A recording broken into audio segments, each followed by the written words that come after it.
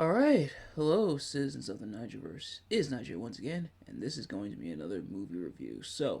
We join our favorite Man of Steel for one last adventure, or as 5 years ago he disappeared, and now he is back. But what will happen when he comes back, and when he faces an old familiar foe? Let's find out. I am, of course, talking about Superman Returns. Excuse me. As always, I am not a professional movie reviewer or analyst or anything like that. Just a man who enjoys a good time, and I had a pretty okay time with this movie.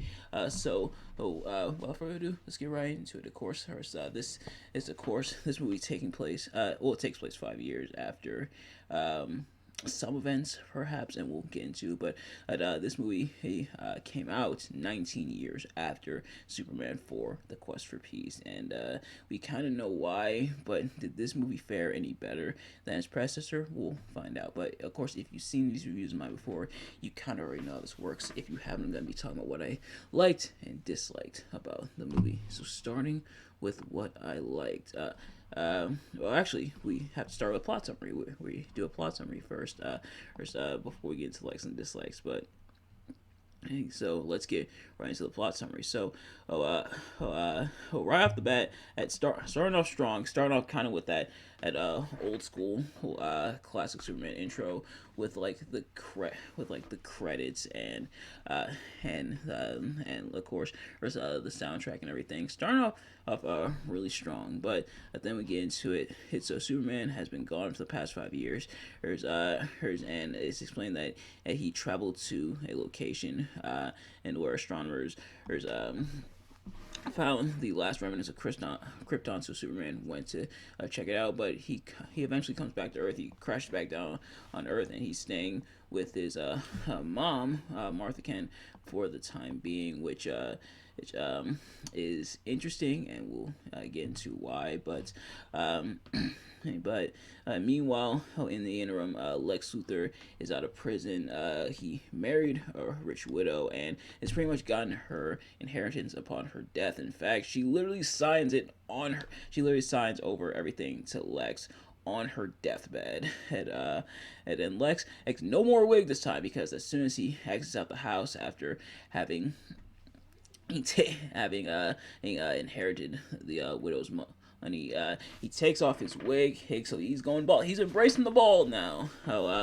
He's embracing the bald, but he takes off his wig, just hucks at that kid, and is on his way. That is actually pretty funny. Not only does he take off his wig, but just hucks at that kid. Well, I don't need this anymore. Here you go, kid, and is just on his way. Hey, so Hey, so but Superman's back. Lex Luthor essentially is back. So how long will these two? How long before these two go face to face? We'll find out. But now that, and of course, now that of course Superman is back, Clark Kent is back as well. As he goes back to the Daily Planet. He learns what all his former coworkers and friends have been up to, who including Jimmy Olsen and who's happy to see Clark back. Lois is as well. But she is engaged. She's not married, but she's engaged. She has a kid with her fiance. They've been engaged for the past 5 years, which is admittedly kind of a red flag, but I'm not here to comment fully on that. But they're engaged, and Superman slash Clark is he's not happy. But he's gonna be even more unhappy when she finds out that she won a Pulitzer Prize for an article titled "Why the World Doesn't Need Superman." And so Superman, and essentially learning that everybody's kind of moved on without him. So how we cope with this, we'll find out. But meanwhile, Lex finds the Fortress of Solitude. Superman, Bubba, you gotta make that thing harder to find. Yeah, granted, it's a big crystal building, but if anybody can just waltz in here, like get some security or something, take some lessons from your Cape Crusader friend, and but although I imagine he probably couldn't afford it on a reporter's salary, but at least have Batman lend you some. He probably would be more than willing to. All right, so quick edit there. I had to step out for a second, but yeah. So Lex makes it to the Fortress of Solitude, and they literally reference it. Lex and his minions literally reference the previous Superman movies, which in a way this kind of is supposed to be like a continuation of those movies, but we'll get into it, of course. But the as Lex is looking around and stuff, one of his kind of like crew slash henchmen is like, "Wow, Lex, you act like you've been here before," or which oh, you have no idea. But he steals the Kryptonian crystals, which does contain obviously all the lessons and about the Earth and stuff left by Jor-El for his son Kal-El, aka Superman. And so, the crystals are stolen, and and once they experiment with it they take off a little chip of one of the crystals and place it into water, and it causes a huge power outage. It all across across the East Coast. Everything is powered off, all like the buildings, electronics, and stuff, including in a space shuttle slash plane, and that Lois Lane happens to be on. She's reporting on it. And essentially the rocket it is supposed to detach from the plane, and then it's supposed to detach from the plane, that is, and then be on its way. But as it's going to detach, the power outage happens. So their calculations are off. So they try to detach it, but it's not happening. So it would take the plane in space with it. But Superman shows up to save the day. He sends the rocket on its way. He gets the plane back down to Earth and essentially makes his grand triumphant return. And Superman is officially back. All the people are cheering and everything. Lois faints because Superman is back. Like, gee, Lois, I hope you didn't find that article you wrote about him. But Superman and does indeed fly off. And now literally everybody he's going crazy, especially at the Daily Planet, where Perry White is like, all right, hey, now everything, our paper is shifting right over to Superman, and which on one hand is kind of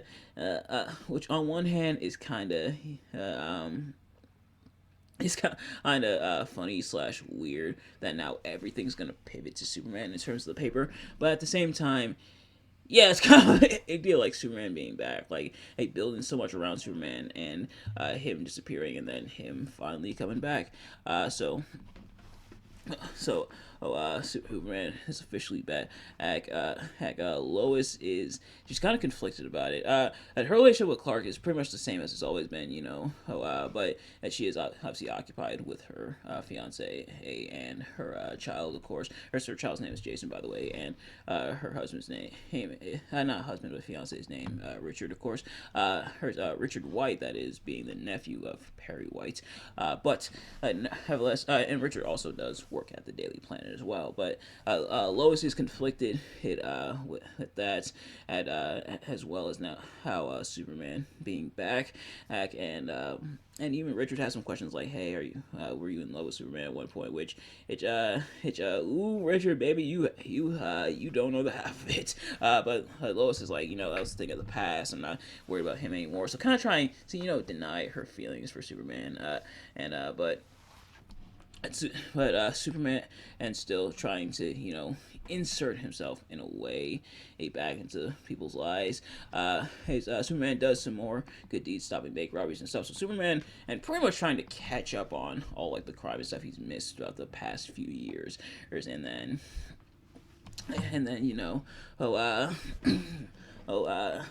trying to catch up, pretty much make up for lost time, including him getting distracted by Kitty Kowalski, who's one of Lex's minions into this, and essentially is your Eve Tessmacher for this movie. But she distracts Superman, and when he drives around all erratically because her brakes are out. Apparently the plan was for her to drive and pretend like her brakes were out and drive around like a madman. But Lex actually cut her brakes, and she's upset about it. But Lex like, you could tell when and you're acting and stuff, which. Kind of. But yeah, so she distracts while Luthor steals the kryptonite from the Museum of National History. I should say Natural History, not Museum of National History. He'd like the Smithsonian, but this Museum of Natural History. Lex steals the kryptonite, and essentially, what he's going to use is he's going to use the kryptonite as well as the crystals to essentially create his own landmass and create new land for it to be bought out, so you can own land and real estate. Hey, but it's going to be at the risk of billions of people, which Kitty is very wary about. Oh, and we'll see it play out more in the movie. But Kitty, have you forgotten who this is that you're working for? And Lex Luthor were like, hey, this is definitely something he'd do. But of course, so he's building the land and meanwhile, Lois does want to investigate the blackout that happened with all of the electronics powered off and stuff. Of which it's to an extent, yeah, that is pretty big news. Like a huge blackout throughout the city, but at the same time, also not wanting to. Come in contact too much, at least with Superman. But Perry's like, nope. Lois, you're working on Superman because they were close at one point, and including Superman, giving her that interview and everything. So, Perry, he's like, hey, nope, Clark, you work on the blackout. Lois, you go with Superman, and so essentially they reach a compromise that Lois and Clark will work together on the blackout. Meanwhile, Richard will kind of take over when it comes to Superman. And that is until Superman shows up when Lois on the balcony, and they go out flying just like old times. And they're about to kiss and everything. And Superman does kind of give Lois a little mini interview where she's asking like, why you left and stuff. And and she even confides a little bit to Clark, and Clark's like, maybe he didn't know how to say goodbye before he left, which even Lois calls out, yeah, kind of a weak excuse, but this time Superman takes her flying, and this time he actually says goodbye and goodnight after Lois, tells him she moved on and stuff, but nevertheless, while still investigating the blackouts, Lois and her son Jason do accidentally end up on Lex's yacht, and Lex finds this out, has them pretty much taken into custody. He at least not like police custody, but like custody on his boat and stuff. And they caught him in the middle of brushing his teeth, which is kind of funny. But yeah, so they're captured, and Lex essentially reveals his plan, and shows the kryptonite and everything, which they've drilled the hole through so that the crystal can fit in. But then he notices, hey, that boy you got there, he's kind of having a reaction to this kryptonite. Like it's implied that he's supposed to be having a reaction to the kryptonite, but it's kind of hard to see. Like you could tell maybe that's what they were going for in the movie, but I don't necessarily blame the kid because kid actors are a touchy subject anyway. And I think he was supposed to act kind of kind of nervous around the kryptonite, but I don't think it really played out the way they were intending. But that Lex asks, "Hey, who's that boy's father?" And Lois is like, "That's Richard, of course." Or trying to show us Richard. I think you see where this is going, but nevertheless, so Lois and Jason are essentially held there, and here, and Luther leaves the room because he's about to drop the crystal and the kryptonite into the water to create his landmass. So he tells one of the henchmen, "Hey, you watch them." And Lois tries to discreetly send a fax while the henchman is preoccupied with Jason like playing the piano and stuff. She tries to send the fax over to the Daily Bugle. Well, at first there's a power outage as she's trying to send the fax, and it's another power outage. This one even bigger because of the crystal. Like this time, the whole crystal and the kryptonite being dropped in there, and it does cause a bunch of chaos around the city. That Superman has to, put out everything, including several buildings, several pieces of stuff falling, and almost hurting people. But Superman, stops it and everything, including a guy accidentally dropping his cigarette, which causes a fire, like flames to shoot up in the city and everything, which Superman also pulls out. Now that one's not on the crystal, but Superman essentially he saves the people there and then goes to find Lois because by then she had sent the fax. But the henchman catches her and is about to hurt her, but Jason then launches a piano at him and kills the henchman. I don't think Richard's able to do that, sweetie. Oh yeah, that pretty much confirms it. Superman has a weak claw. No, I'm kidding. But yeah, so the kid is is Superman's son, and now that revelations happen, and of course, first they hit the facts, and so Richard heads over to help out, and he does make it there. But the boat is sinking, and Lex realizes that Superman is indeed on his way. And not just Superman, but also was found out that the boy has powers. Probably one of my unintentionally favorite lines in the movie. When the henchman is revealed to be dead, and that is crushed by the piano, and Luther puts two and two together and figures out that Jason lost the piano, and he says, "Oh, we got to get out of here," which. Which honestly, that's probably an appropriate reaction to that. But it's just funny, it's like, ooh, we gotta get out of here. That's funny, but yeah, they're locked inside the kitchen and everything. And Richard does show up. The boat is sinking, but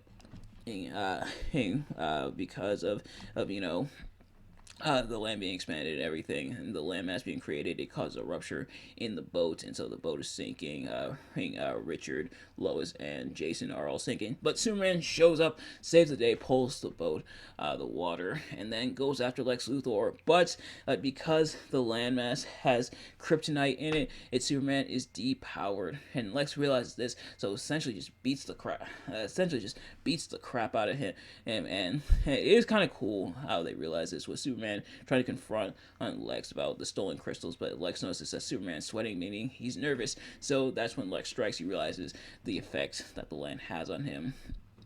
They pretty much beat him down. They stab him with a shard of kryptonite, which is jeez. They stab him with a shard of kryptonite and just launch him into the water. Or man, was it with Superman having kryptonite on him, or in this case, in him, and going into water? Or jeez, but this time he is saved by Richard and Lois and. Richard and Lois, and to an extent Jason, but he's more so just there and stuff. But nevertheless, Superman saved, and so he decides nope, I'm going right back after Lex Luthor. So Superman, and he gets most of the kryptonite out of him. Like Lois helps pull it from his body. But Superman. And he still has to stop Lex, so he says he has to go back. Tells Richard and his family to get out of there with the seaplane and everything. And so at first, Richard is sent off by Superman, but then Lois we gotta go back. Superman's in trouble because the land has kryptonite and stuff in it.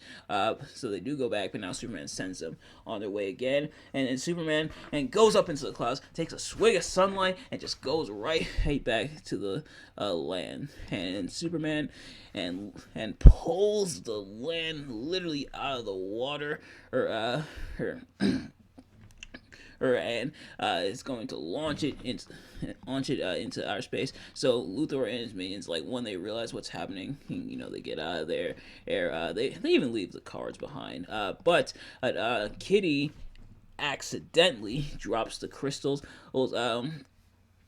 Obviously the movie he makes seem like she did do it on purpose, but she tries to play it off as an accident and stuff of her dropping the crystals out of the helicopter. But Lex decides, what, forget it.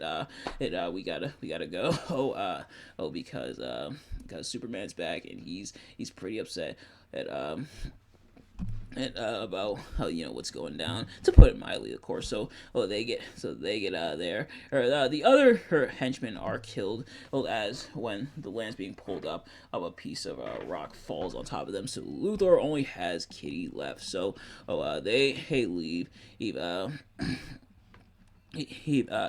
Superman grabs the landmass and just hucks it into space, but then falls back down to Earth. And of course, the kryptonite is within the land, so it's definitely weakening him. But in the bold act, he pushes the landmass into space, and essentially falls back down to Earth. That's probably his vengeance for that Iron Man joke I made.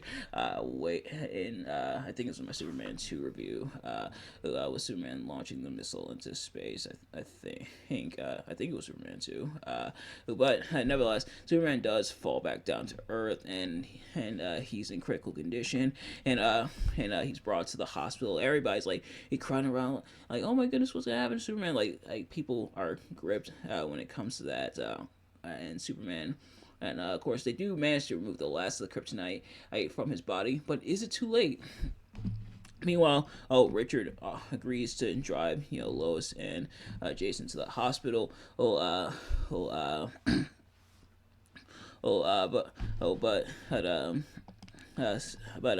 He stays behind because he's trying to find a place to park. Because, as you know, the streets are literally crowded to see whether or not Superman is gonna actually die.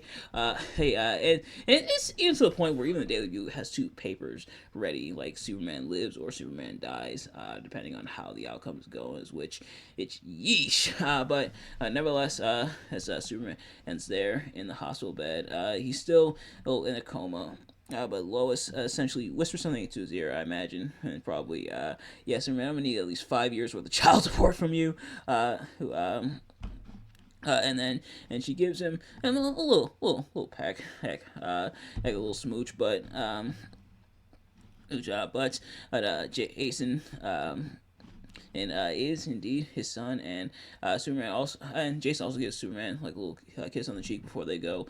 So Superman, I guess, has used that to will him to regain his strength, because when they go back to check on him, he is gone from the hospital. So I guess Superman lived after all, yay! But Superman and does visit it and tells Jason the last words that were spoken to him. This is when Jason is asleep. If Superman shows up and tells him, recites to him the last words that Jor-El spoke to Superman himself, of where the son becomes a father, father becomes a son. Which I did forget to mention in my review of the Richard Donner cut Superman 2, that that part does get added in, and I imagine that likely was supposed to be in the original Superman 2, but it got added into the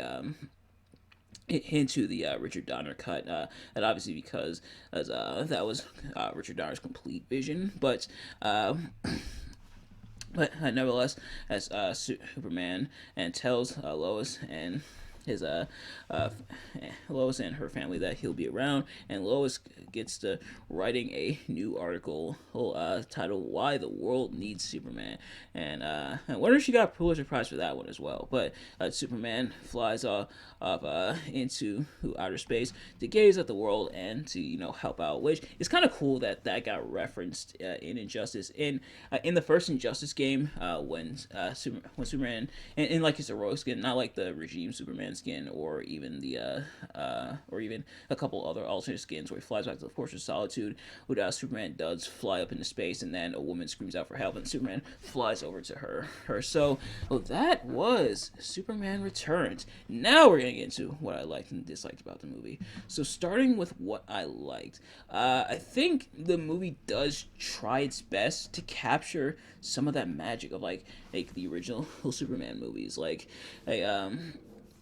for starters, it's implied to take place within obviously the same universe, or so some of the stuff that's referenced, such as Superman having a son because he and Lois did what they did. It Someone's implied that the son is Asgard. Wonder what Richard did when he found out. But nevertheless, as and have Superman, and they do try to capture or some of that magic, even down to its actors, more specifically Brandon Ruth as Superman, and I think he did a pretty solid job of kind of trying to capture some of the mannerisms and energy of like Christopher Reeve's interpretation of Superman. I can tell that's kind of what they were going for, and I think he did. I think he did pretty okay with it. I don't know necessarily if that was his own decision or if that's what he was told by the studio to do. But I think he did pretty okay when it comes to that. He did a pretty decent job when it comes to that. And you still, for the most part, root for Superman and everything. And Clark Kent is still mostly nerdy. He'll definitely capturing that energy. So bring it over her. Meanwhile, Kevin Spacey he as Lex Luthor, or her kind of trying to take some of like that original charm and mannerisms of Lex Luthor, some of like the goofier stuff, but then going the extra mile for it and making Luthor a bit more devious, a bit more diabolical in that regard, and a lot more sinister. Like it was there with Gene Hackman's portrayal of Lex Luthor, but I think they went the extra mile with it and fleshed it out a little bit more when it comes to when it came to Lex Luthor and everything. And that's not, I'm not talking about Kevin Spacey as a person, because that's a whole nother story. I'm just talking about his portrayal as Lex Luthor here. But I think in that regard, they did pretty well. With that, in fact, a number of people kind of try to have kind of that dynamic. Hey, which I said why they kind of try capture the magic of the original movies, kind of trying to capture those dynamics of the characters going forward. Like, hey, Lois still, you could tell she's still kind of in love with Superman, trying to move on and everything, and still kind of having that friendship slash somewhat disconnect from Clark, because as you know, Clark's kind of like that fish out of water. He's a small town country boy from Smallville out in Kansas. It's heading to the big city of Metropolis. And her dynamic, I think, with Richard and with her son, I think, is pretty decently for the most part. Richard, you could tell, not a bad guy. Like they could have very easily had like Richard be like bad guy, and you're like, oh man, he's awful. Oh no, I want Superman to get back with him. But Richard, he definitely genuinely good guy, and definitely good dude. So Lois ended up with him. I think it's pretty cool. Well, and Jason is, what he is being a child and everything, and it is cool how they kind of try to, at least towards the end, establish kind of that bond between Superman and Jason, especially after Superman saves him, and then when he's in this coma and everything. So fleshing that out, I think, they did hit pretty okay with. So kind of trying to take what worked and kind of bring it over into this new movie, and of course, the soundtrack, bringing some of that soundtrack as well from the original into this new movie. I think it's also pretty good, and I think works for the most part in that regard. Right, and yeah, so I think they did pretty decently with that. At some and none of the effects and stuff they do, you can tell definitely a bit more up to date, up to snuff, and more modern in that regard, right? But also retaining a little bit of that campiness from like a little bit of that campiness, a little bit of that goofiness from like the originals and stuff. But Yeah, so I think the movie did pretty well, pretty decently. In terms of what I didn't quite like as much, for starters, the timeline is kind of all over the place. Like it's kind of weird. So, I'm guessing this is supposed to, like, if things are, if I'm interpreting things correctly, I'm not sure if I am, but if I'm interpreting things correctly, this may be supposed to take place after Superman 2 and pretend like Superman 3 and 4 didn't really exist. It's because, like, they reference Superman and Lois having that relationship. And I'm not talking about the Richard Donner cut of Superman, where then everything is undone because Superman goes back in time. I'm talking about, like, the original theatrical version of Superman 2, where, Lois and Clark have their relationship, and Clark slash Superman erases her memory. But the relationship, and it leads to Lois getting pregnant, having Jason and everything. I think it's supposed to take place in that head, but it is kind of weird because, as and that would also explain why Martha Kent is still alive, even though it's implied that she passed away in Superman 3. So I think it's supposed to take place there, but it is kind of but things are kind of weird, and kind of finicky with the timeline in that regard. But yeah, I'm looking here on the wiki, which I have it here for reference. It says it pretty much is kind of ignoring Superman 3, Supergirl, and Superman 4, which, hey, you will get no complaints out of me when it comes to that. But yeah, but it is kind of weird in that regard, or when it comes to that. At the the other thing is I think they try to capture that energy, but I think it doesn't always pan out the way they wanted, because Superman, and also is a bit of a, like, Superman definitely was into Lois, but also realized his responsibilities. But here it's like he's full on, almost obsessed with her, to the point where at one point, he watched her through her window.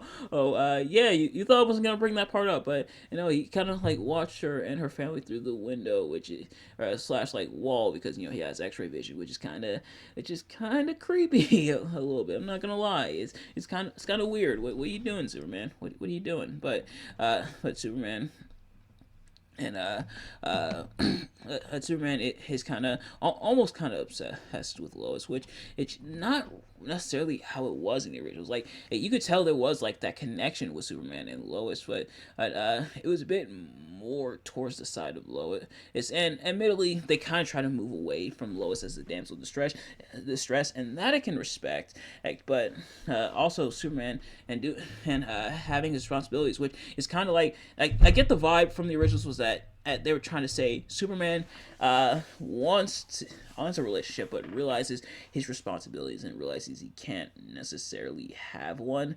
And I think the message that's being brought across, and that does make sense. But here he almost tries to forego that. And it is nice that they don't have Lois get totally back with Superman and just dump Richard. Or I think, especially for a 2000s movie, where that did happen from time to time. I think not having that I think is good. It's a nice change of pace, but it is a little weird in that regard. Let me know if I'm making any sense, or if I'm even alone in that assessment. And I think also when it comes to, like, Lex and his crew, kind of trying to fill the void of, like, Lex and his original crew, which is consisted of Otis and Eve Tessmacher. They didn't really have a bumbling dumb comic relief this time around, but having Kitty kind of reprise that role as Eve Tessmacher, kind of trying to fill those shoes and fill that void, and kind of trying to be a stand-in for that. Like, why couldn't they just have her kind of be her own character, where she chastises Lex and ultimately costs him his plan because she feels bad at, like just having that kind of repeated. It was kind of weird. Like, it makes sense, and I think the consistency is what they were going for, but it was kind of weird in that regard. But nevertheless, unfortunately, this movie, he was kind of a box office failure, or so it its budget was 223 million in total, but only made 391.1 million, in which sadly it does kind of constitute box office failure. Or so. Essentially, how it works, or if I'm understanding right, is, and I think I might have even touched on this previously in a review or so. Essentially, the movie has to break even, which I think it means two and a half of its budget in order to be considered a box office success. As I do want to look it up, but apparently there was supposed to be more Superman movies. There was supposed to be a sequel in 2009. Depending on the success, I imagine, of this movie, but unfortunately that didn't really materialize because this movie didn't perform as well as they would have hoped in the box office, and that is kind of disappointing. So why do I think? Why do I think it happened, and how do I think it kind of flew under the radar? A couple kind of theories I have, and really this is all speculation, so I could be totally wrong about this. The first, I think, is probably because of how Superman, especially Superman 4 and Supergirl to an extent, but especially Superman 4 turned out. People didn't want a repeat of that, even though this one was a lot better than that one, and it was nowhere near short. In fact, this is the longest Superman movie out of the entire series at about 2 hours and about or 154 minutes, so about two and a half hours. But I imagine people didn't want a repeat of that. Like, people were kind of on guard, had their guard of like, oh, okay, Superman 4 was 19 years ago, and that didn't really pan out. I don't want this to be the same. But I think the other thing was the other superhero movies that were out at this time. We had the X-Men movies, we had the Spider-Man movies, Batman Begins, aka the start of the Dark Knight trilogy, came out the year before this. So I think that might have hurt this movie a little bit more as well. But again, that's all speculation. I could be totally wrong. In fact, I probably am. But the thing is, it still had a pretty decent critical score. Like, critics still gave it a 75% on Rotten Tomatoes, which Rotten Tomatoes, take it with a grain of salt, their reviews and stuff. But also, like, hey, it's a lot better than what other movies have done. But also, the thing is, critical score doesn't always equal good. Not critical score, but box office doesn't always equal good or bad movie. Like, there's plenty of good movies that people love that didn't do as well as at the box office, such as like Treasure Planet or The Road to El Dorado. That doesn't always. So box office is score or box office disappointment doesn't always mean bad movie, but it can. And in like the case here of Superman 2, not Superman 2, Superman Returns, halter plans, because as with it not doing as well as the box office, they didn't necessarily want to do a sequel, because that might do not as good as the box office. That might even do worse perhaps at the box office. But otherwise, yeah. So not a bad movie at all. But nevertheless, that's going to do it for this review. Thank you all so much for watching. I hope you enjoyed. If you did, please do me a favor: like, comment, subscribe, share with your friends, turn on post notifications so you know every time I upload a video, so you can see as soon as it drops. And let me know in the comments your thoughts on this movie and my review. Do you like the movie? Do you like my review of the movie? Let me know. Thank you all so much for watching, and I will see you guys later. Peace. Oh, real quick before we go, Superman and the Superman series retrospective is going to be out next week. Probably either next week Tuesday or Sunday. One of the two. Obviously, we're still doing our WrestleMania reviews and everything. Those will take place on Monday, Wednesday, and Friday, unless plans change. But yeah, so stay tuned for that. But thank you all so much for watching. I'll see you guys later. Peace.